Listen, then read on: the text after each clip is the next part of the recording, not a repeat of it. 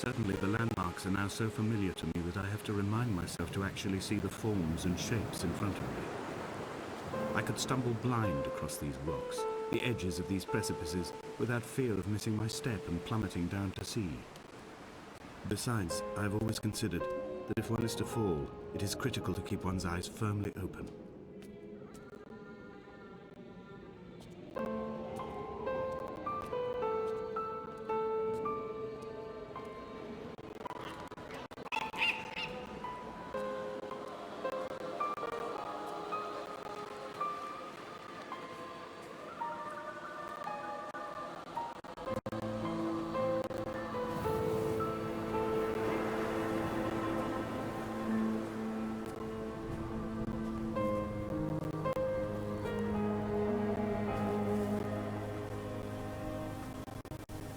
Donnelly reported the legend of the hermit, a holy man who sought solitude in its most pure form. Allegedly, he rode here from the mainland in a boat without a bottom, so all the creatures of the sea could rise at night to converse with him. How disappointed he must have been with their chatter. Perhaps now, when all that haunts the ocean is the rubbish dumped from the tankers, he'd find more peace. They say he threw his arms wide in a valley on the south side, and the cliff opened up to provide him shelter. They say he died of fever 116 years later. The shepherds left gifts for him at the mouth of the cave, but Donnelly records they never claimed to have seen him. I have visited the cave and I have left my gifts, but like them, I appear to be an unworthy subject of his solitude.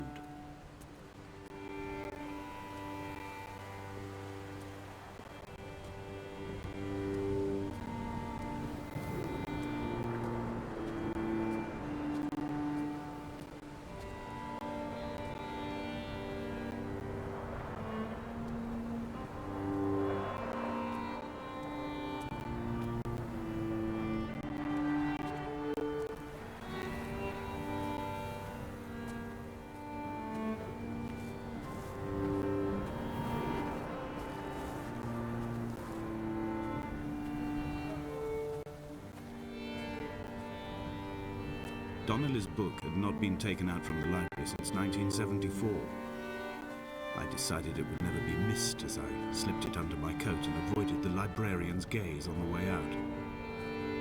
If the subject matter is obscure, the writer's literary style is even more so. It is not the text of a stable or trustworthy reporter. Perhaps it is fitting that my only companion in these last days should be a stolen book written by a dying man.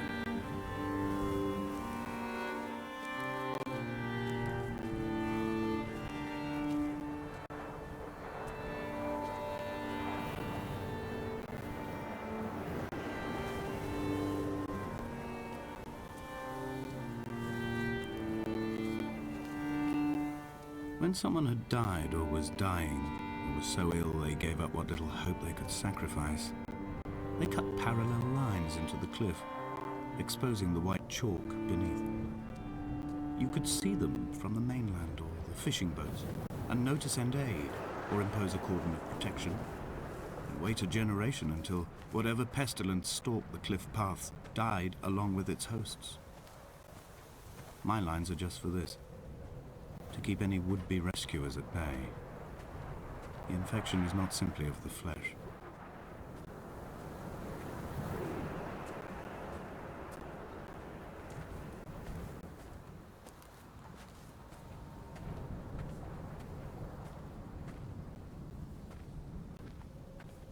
They were God-fearing people, those shepherds. There was no love in the relationship. Donnelly tells me that they had one Bible that was passed around in strict rotation. It was stolen by a visiting monk in 1776, 2 years before the island was abandoned altogether. In the interim, I wonder, did they assign chapter and verse to the stones and grasses, marking the geography with a superimposed significance that they could actually walk the Bible and inhabit its contradictions?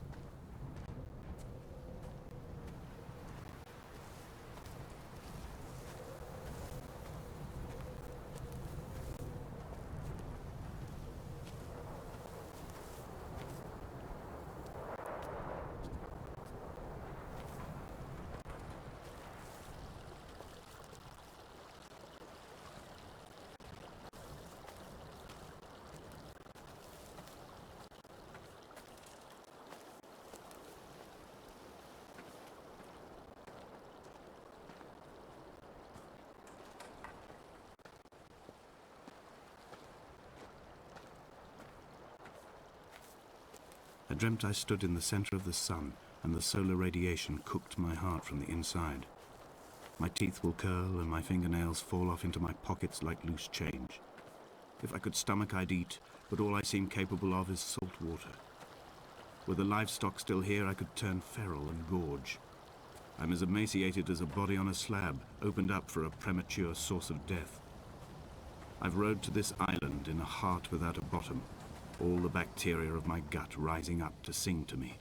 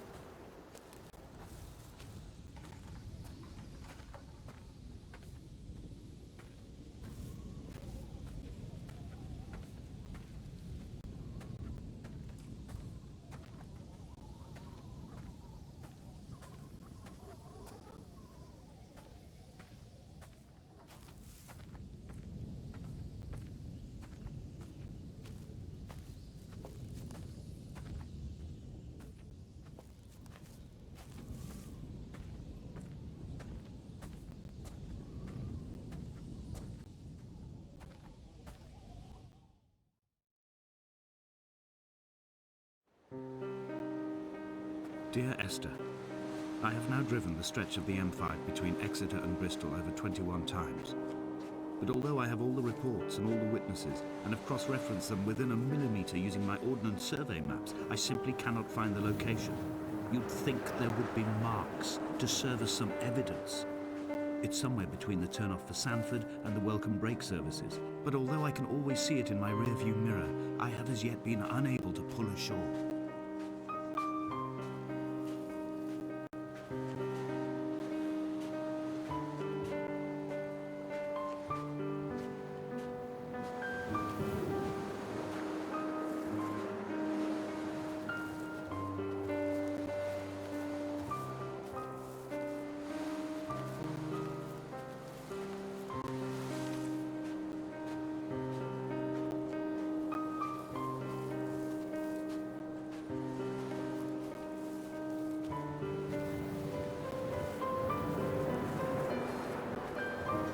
I had kidney stones, and you visited me in the hospital.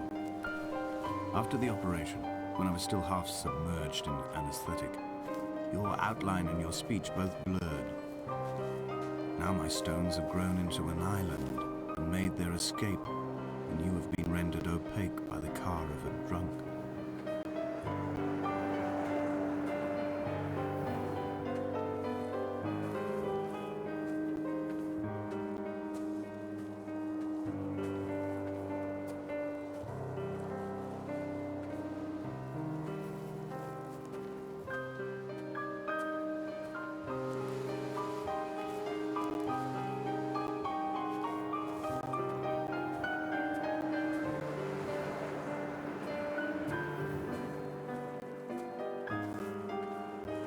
I've begun my ascent on the windless slope of the western side.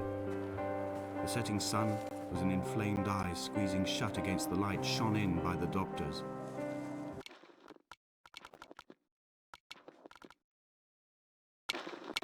My neck is aching through constantly craning my head up to track the light of the aerial.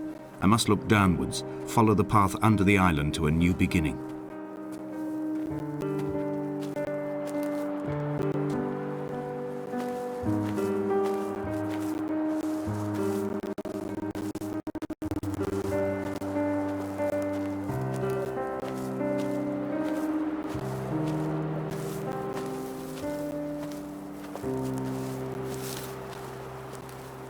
The bothy was constructed originally in the early 1700s. By then, shepherding had formalised into a career. The first habitual shepherd was a man called Jakobsen, from a lineage of migratory Scandinavians. He was not considered a man of breeding by the mainlanders. He came here every summer whilst building the bothy, hoping eventually that becoming a man of property would secure him a wife and a lineage. Donnelly records that it did not work. He caught some disease from his malcontented goats and died 2 years after completing it. There was no one to carve white lines into the cliff for him either.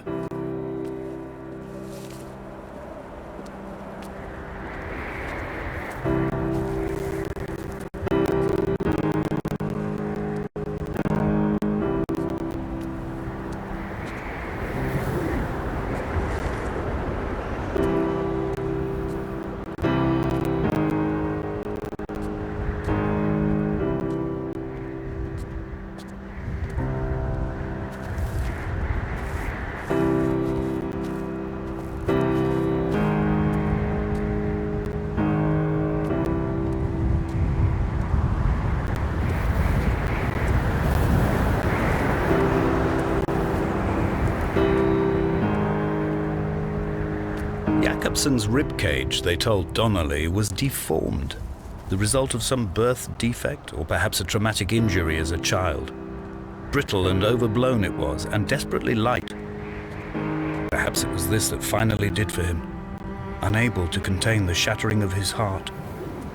In half-light, his skeleton a discarded prop, a false and calcified seabird.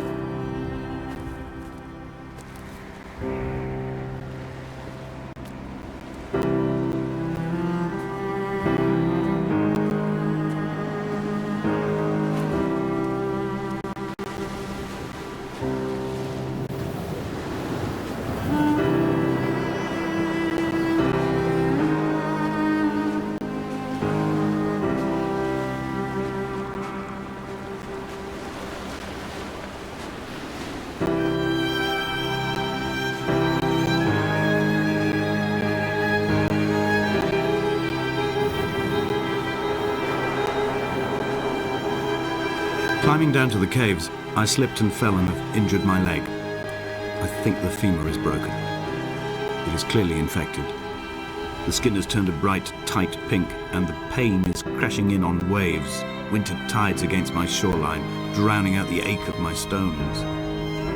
I struggled back to the bothy to rest, but it has become clear that there is only one way this is likely to end. The medical supplies I looted from the trawler have suddenly found their purpose.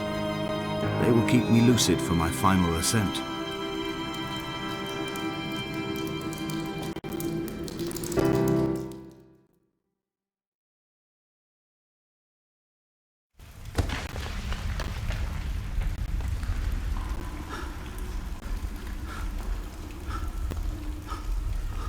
From here, this last time, I have understood there is no turning back. The torch is failing along with my resolve. I can hear the singing of the sea creatures from the passages above me, and they are promising the return of the gulls.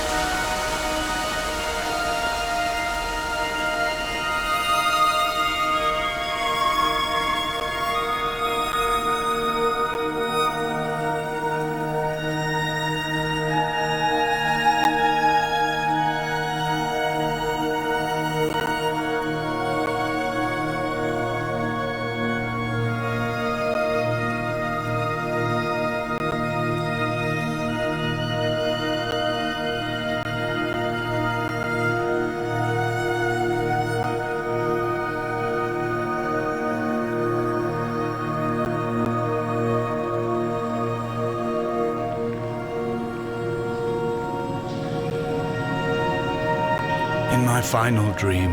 I sat at peace with Jakobsen and watched the moon over the Sandford Junction. Goats grazed on the hard shoulder, the world gone to weed and redemption. He showed me his fever scars, and I mine, between each shoulder the nascency of flight.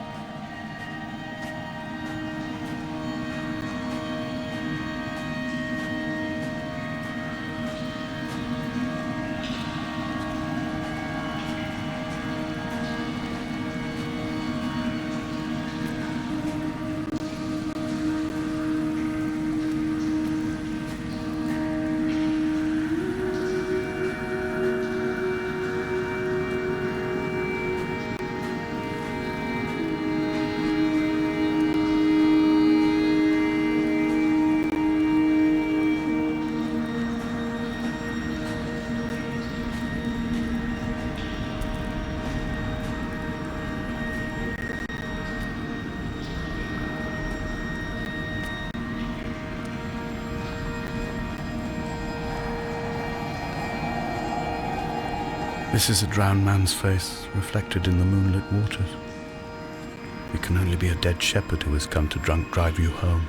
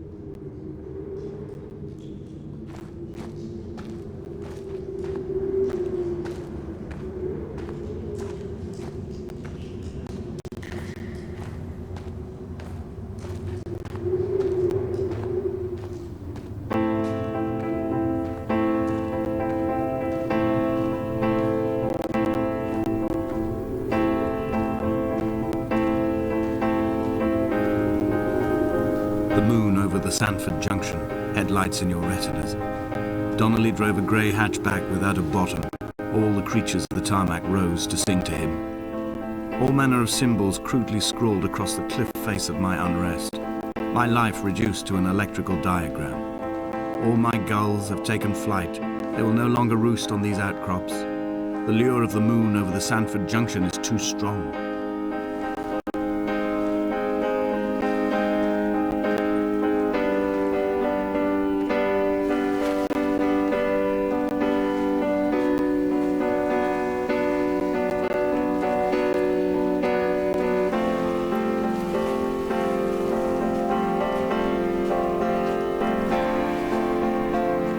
I returned home with a pocket full of stolen ash.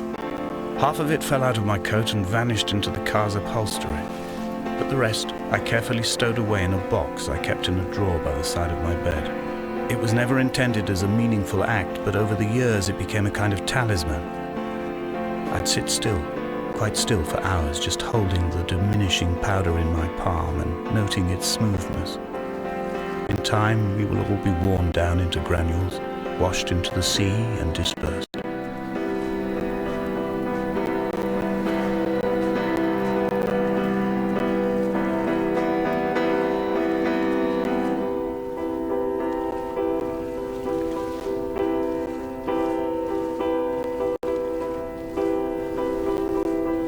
There were chemical diagrams on posters on the walls on the waiting room. It seemed appropriate at the time.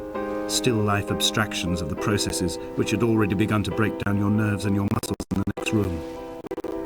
I crammed diazepam as I once crammed for chemistry examinations. I am revising my options for a long and happy life.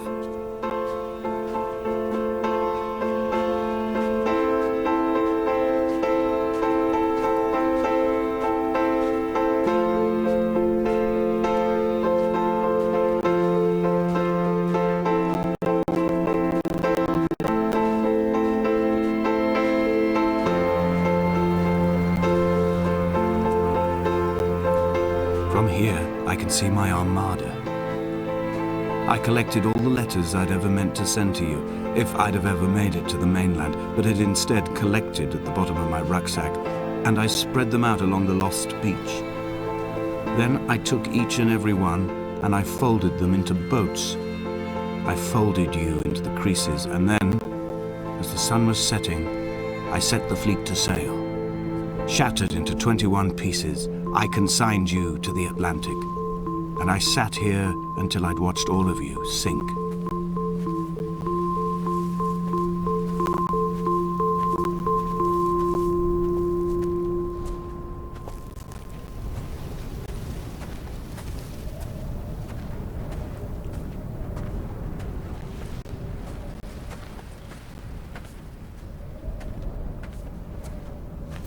The pain in my leg sent me blind for a few minutes as I struggled up the cliff path.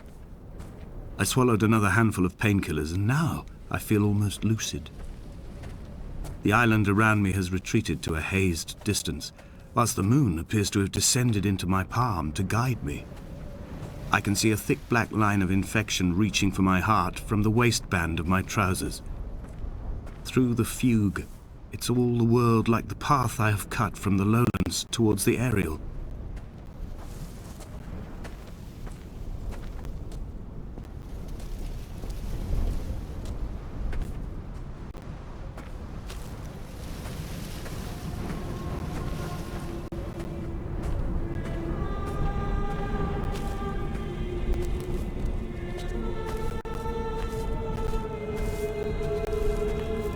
I've begun my voyage in a paper boat without a bottom. I will fly to the moon in it.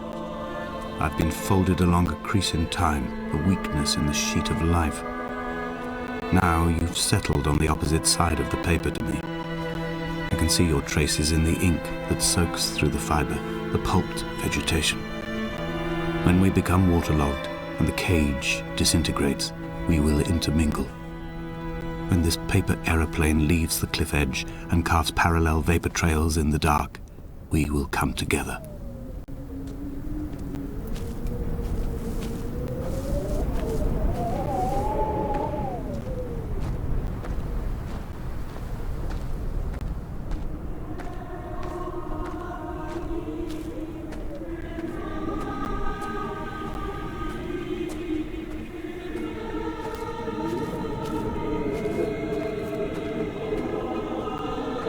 If only Donnelly had experienced this, he would have realized he was his own shoreline, as am I. Just as I am becoming this island, so he became his syphilis, retreating into the burning synapses, the stones, the infection.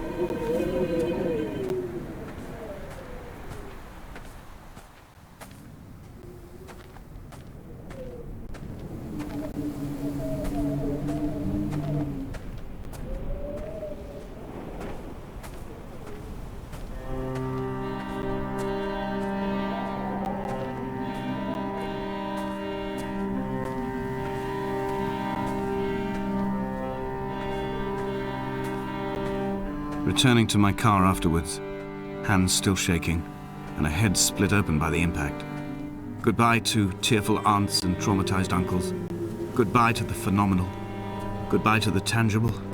Goodbye Wolverhampton. Goodbye Sanford. Goodbye Cromer. Goodbye Damascus. This cliff path is slippery in the dew. It is hard to climb with such an infection. I must carve out the bad flesh and sling it from the aerial. I must become infused with the very air.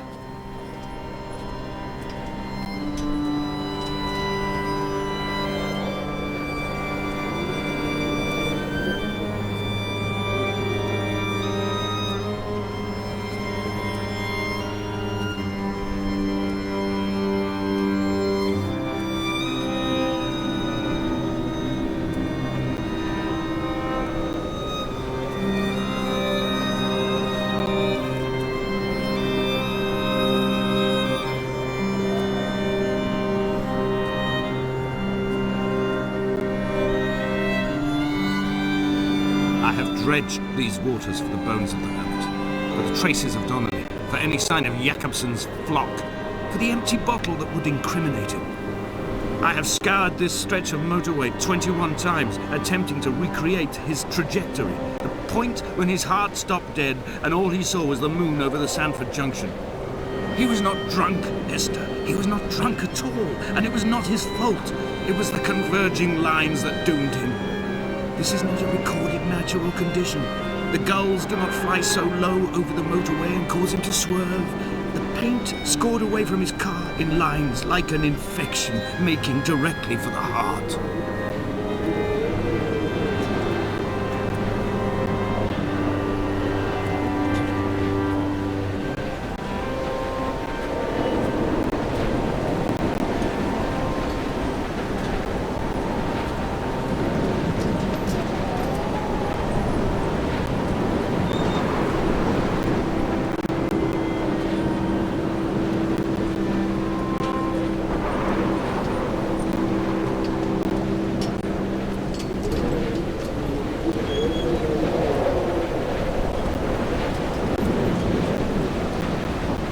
Run out of places to climb. I will abandon this body and take to the air. Dear Esther, I have burned the cliffs of Damascus. I have drunk deep of it. My heart is my leg and a black line etched on the paper all along this boat without a bottom. You are all the world like a nest to me. Eggs unbroken form like fossils, come together, send small black flowers to the air. From this infection, hope. From this island, flight. From this grief, love.